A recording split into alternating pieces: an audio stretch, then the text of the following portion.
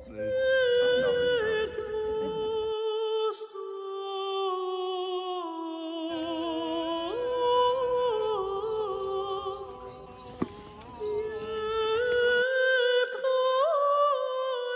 Արմավենու կամ ձիթենու կանաչ ոսկերով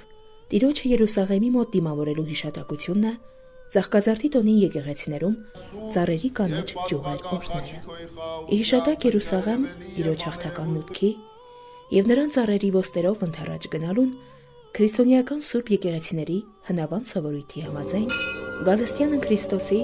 Աստուծո մերո ավանակավ Երուսաղեմ տոնին հավատացյալներին բաժանվում են